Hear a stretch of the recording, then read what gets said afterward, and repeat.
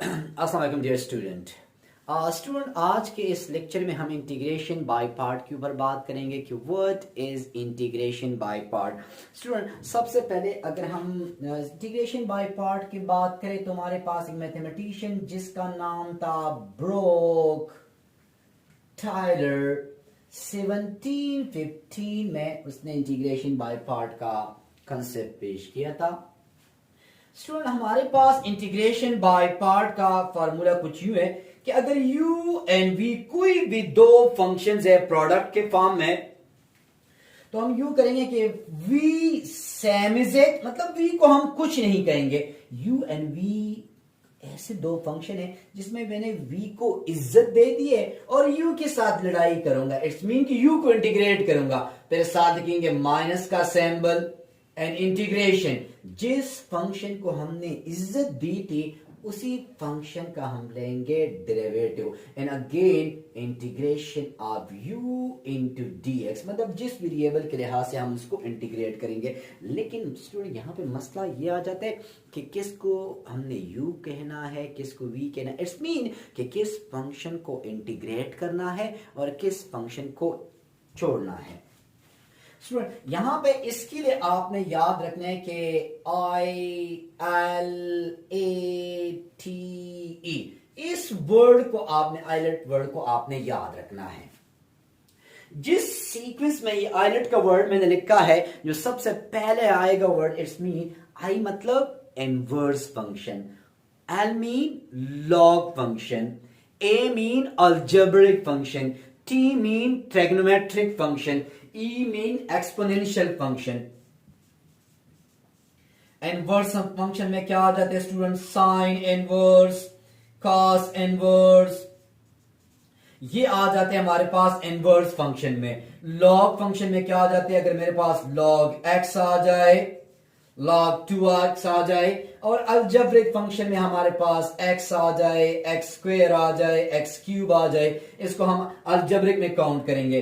फिर हमारे पास trigonometric function like sine x, cos x, tangent x, और e mean exponential function, e power x आ जाए, a पावर x आ जाए, तो हमारे पास क्या होगा? Exponential function. तो आपने इस आइलेट वर्ड की याद की मदद से इंटीग्रेशन बाय पार्ट के क्वेश्चन आप यूं करोगे। मैंने यहां पे सबसे एक आसान सा क्वेश्चन ले रहा हूं स्टूडेंट कि I1 is equal to x sine x into dx।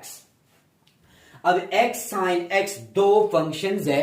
अब यहां पे x हमारे पास अलजेब्रिक है और साइन x हमारे पास ट्रिग्नोमेट्रिक फंक्शन है। अगर मैं आइलेट वर्ड पे देखूं तो यहां पे हमारे पास जो a है वो t से पहले आ रहा है। इट्स मीन अलजेब्रिक फंक्शन पहले आ रहा है और ट्रिग्नोमेट्रिक फंक्शन बाद में आ रहा है। तो जो पहले आएगा तो हम उसको इज्जत देंगे। इज्जत से मुराद कि मैं उसका इंटीग्रेशन नहीं लूंगा। It's mean integrate by parts. I1 में पहले फार्मूला लिख रहा हूं कुछ यूं कि यहां पे x को इज्जत दूंगा and integration of sine x, फिर माइनस इंटीग्रेशन का सिंबल, जिस फंक्शन को मैंने छोड़ा था उसका यहां पे डेरिवेटिव लूंगा and again integration of sine x dx। मतलब जिस तरह यहां पे मैंने v को इज्जत दे दी, u को इंटीग्रेट कर दिया, फिर माइनस इंटीग्रेशन का सिंबल, जिस फंक्शन को छोड़ा था उसका derivative and again integration of u। तो स्टूडेंट, ये हो जाएगा I1 into x, sine x का इंटीग्रेशन हमारे पास है स्टूडेंट माइनस cos x, और x का डेरिवेटिव है 1, यहां पे साइन x का integration again minus cos x and dx। So I1 minus x cos x minus minus plus cos x and dx। अब स्टूडेंट cos x अकेला है और जब भी बंदा अकेला हो तो अकेले बंदे के साथ लड़ना आसान काम है। तो स्टूडेंट, मैं लिख सकता हूं कि I1 minus x cos x plus cos x का इंटीग्रेशन हमारे पास है student sin x plus c।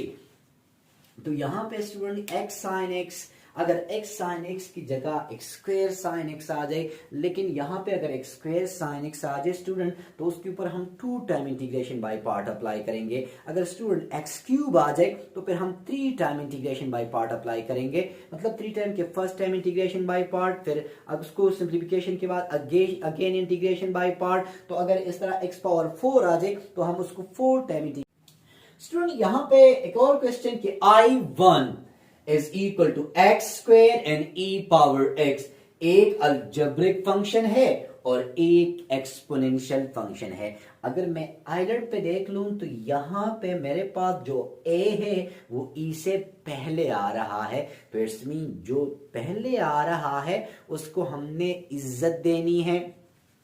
तो इंटीग्रेट बाय पार्ट कर रहा हूं student, integrate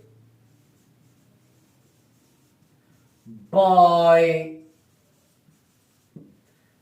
I1 x square को इज्जत दे दी, integration of e power x, फिर माइनस का सैम्बल, वो इंटीग्रेशन बाय पार्ट का फॉर्मूला लिख रहा हूं। एक्स स्क्वेयर को कुछ नहीं कहा, ई पावर एक्स को इंटीग्रेट कर रहा हूं, फिर माइनस इंटीग्रेशन का सैम्बल, जिस फंक्शन को छोड़ा था उसका derivative, and again integration of e power x dx। अच्छा जी, अब I is equal to x square and e power x का इंटीग्रेशन ई पावर एक्स ही होता है, तो e power x, x square का डेरिवेटिव आ जाएगा student 2x and e power x का इंटीग्रेशन ई पावर एक्स। लिख सकता हूं स्टूडेंट कि I is equal to x square e power x, 2 को बाहर कर लिया student, x into e power x and dx। Again student ये x and e power x है, तो दो फंक्शंस का प्रोडक्ट है, अगेन एक अलजेब्रिक है और एक एक्सपोनेंशियल है। तो अगेन मैं इंटीग्रेशन बाय पार्ट अप्लाई करूंगा। So again integrate by part, I is equal to x square e power x। Again यहां पे इंटीग्रेशन का फॉर्मूला लिख रहा हूं स्टूडेंट, तो x को इज्जत दे दी और e पावर x को इंटीग्रेट कर रहा हूं, फिर माइनस इंटीग्रेशन का सैम्बल, जिस फंक्शन को छोड़ा था उसका derivative x, and again integration of e power x and dx। So x को इज्जत दे दी, e पावर x को इंटीग्रेट करूंगा, फिर माइनस इंटीग्रेशन का सैम्बल, जिस फंक्शन को छोड़ा था उसका derivative, and again integration of e power x। Student यहां पे आ जाएगा x square e power x minus 2 अपनी जगह पे कायम दायम, x same is it, e power x का इंटीग्रेशन e पावर x ही आता है, तो यहां पे लिख लिया student e power x। Again integration का ये वाला साइन अपनी जगह पे कायम दायम रहेगा, x का डेरिवेटिव स्टूडेंट आ जाएगा 1 एंड e पावर x का integration e power x dx into 2। अब स्टूडेंट वहां पे ये e पावर x अकेला रह गया, तो लिख सकता हूं कि I is equal to x square e power x minus 2 e power x into 2 e power x into dx। अब e पावर x को हम आसानी से इंटीग्रेट कर सकते हैं, so I is equal to x square e power x 2x e power x and e power x का integration e power x, और आखिर में हम कांस्टेंट लगाएंगे स्टूडेंट।